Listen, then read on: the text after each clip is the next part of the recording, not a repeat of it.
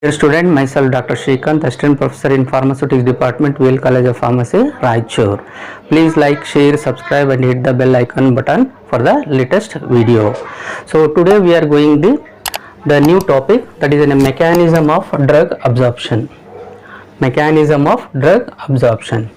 In earlier video I explained how when you take a tablet by oral route, how it will be absorbed into the blood, distribution and metabolism and excretion from our body. So this process, how it will be takes place, how the drug absorption will be takes place. So that is nothing but mechanism of drug absorption.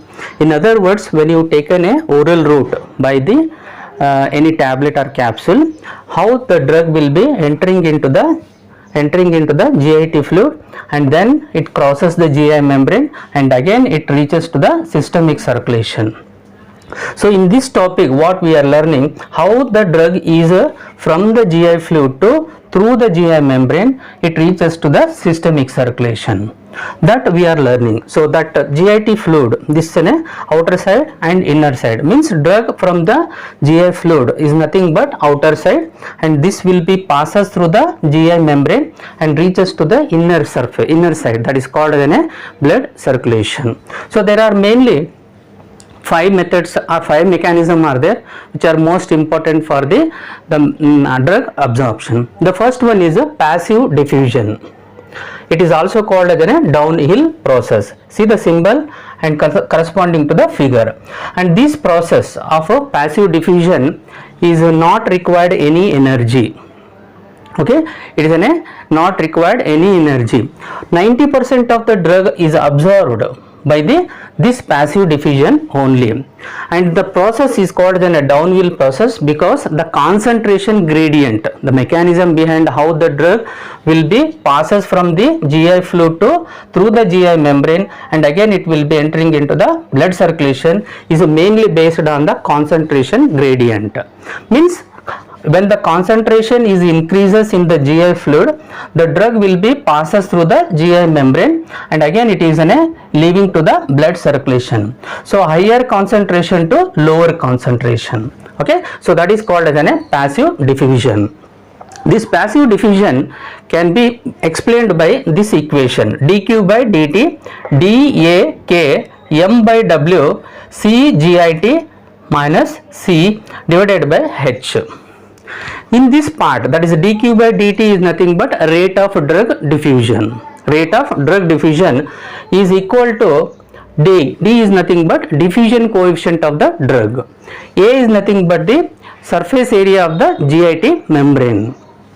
K m by w, that is a partition coefficient of the membrane as well as the water, and CGIT is nothing but concentration of the drug in the GI fluid, and C stand for the concentration of drug in the blood circulation, and H is nothing but thickness of the GIT.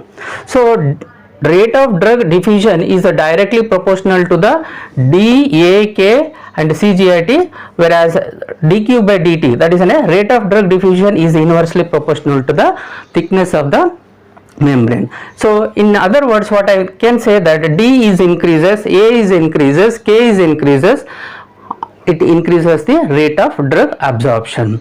So if you increase the H is nothing but thickness of the GI membrane. If you increase the GI membrane, what happen? Decreases the absorption rate. So thickness decreases, the rate of diffusion is increases.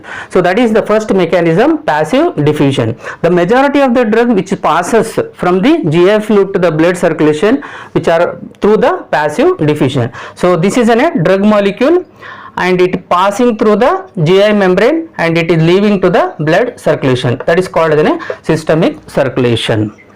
Another important point to be considered in the diffusion mechanism is that sink condition. What is this sink condition? Okay, when you take a tablet, the drug is distributed, drug will be entering into our body GI fluid. At that time what happens? The concentration is increases in the GI fluid. As the drug is moving into the GI membrane and available into the blood circulation, this drug is rapidly distributed in blood, and always the concentration at the blood side is less when compared to the concentration of the drug in the GI fluid is more. and that condition is called as a sink condition. So once again I am repeating, sink condition is nothing but when you are administered any dosage form, any tablet dosage form, it will break down into smaller particle and entering into the dissolution fluid, that is a GI fluid, and this drug is moving to the GI membrane through the blood circulation. And what happens in this part, the drug when reaches to the systemic circulation, it rapidly distributed throughout the body. So what happens, the concentration is always lesser inside of the inner side, that is a condition is called as a sink condition, whereas the concentration in GI fluid always it is an increase. So thereby this process of the absorption process will be continued. Coming to the second mechanism, pore transport. Pore is nothing but small holes. Pores are present, are capillaries, it's called, and this mechanism is indicated by small dot. You see that this capillary is there, small capillary you are observing. So here the drug when comes into the GI fluid, this drug is passes through the capillary which is present in the GI membrane. So that is why it is called as pore transport. So whatever the capillary or pores which are available in the GI membrane, the drug is moving through that membrane and reaches to the systemic circulation. That is called as pore transport. In this mechanism, the most commonly which are small water soluble drugs, and the mainly depend upon the pressure which is present in the GI fluid. As the pressure increases, the drug is penetrating or permeating through the capillary and reaches to the systemic circulation. The most commonly the follow this pore transport is the urea and sugar as an example. And third mechanism is called as an active transport. Third mechanism, it is called an active transport, and see the symbol in this part, and this process is also called an uphill process. It is not depending upon the concentration gradient like the passive diffusion. So here the energy is required to pass the drug from the GI fluid through the GI membrane to the blood circulation. The carriers which are present in the GI membrane are mainly responsible for the transporting of the drug with the GI fluid to the blood circulation. For example, this is a symbol I am showing the carrier which is present in the GI membrane, and this is the drug molecule. The drug and the carrier combined form a complex, and this will be lead to the inner surface of the blood circulation.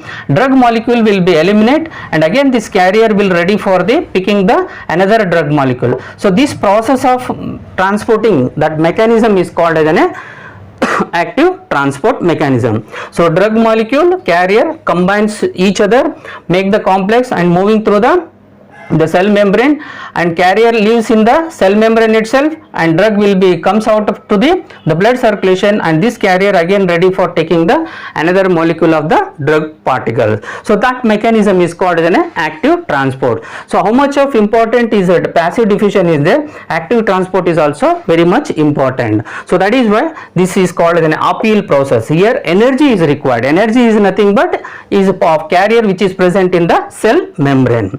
And fourth one, ion pair transport. Fourth one, ion pair transport. The symbol which is I shown here, they are called as a negatively charged and positively charged. So here the positively charged are the drug molecule and negative charge are the carrier, and which are present in the GI fluid. You see the observation between the difference between the ion pair transport and active transport. Here negative charged ion molecule which is present in the GI fluid combined with the positively charged drug make the complex, and it will traverse through the GI membrane. Again these positive and negative will be separate, and the drug molecule will be coming into the systemic circulation. That is called an ion pair. That positive and negative carrier will be attached each other, and again leaves the drug from the GI fluid to the blood circulation. The last one is called an endocytosis. Endocytosis is nothing but cell eating, means cell eating or engulfing. It is also called as a GI membrane is engulfs the drug and releases the blood. See this drug molecule which is present in the GI fluid. When it is near to the GI membrane, it will be engulfing into the GI membrane and carries through the GI membrane. Again the drug molecule will be releasing to the blood circulation, and this engulfing, this process is called as an engulfing. So the drug molecule entering into the GI membrane and engulfing, that is called as a cell eating, and after that it will be leaves that molecule. So that is called as an endocytosis. It's also called as a cell eating. Okay, so this part is called as an outer surface, that is nothing but GI fluid, and inner circulation, that is nothing but the systemic circulation. The intention of drug is to be passed from the GI fluid to blood circulation. So that is the main important for the rate of absorption. The drug molecule which is passes from the GI fluid to the systemic circulation, how it will be faster, so that will be the more important. More the faster, so more the absorption, more the bioavailability, more the therapeutic action. Hence the based on the drug which is present in the our body, that will directly influences the rate of absorption. So this is these are the different mechanisms which are followed in the mechanism of a drug absorption. Hopefully you understand this video very clearly. Thank you for watching.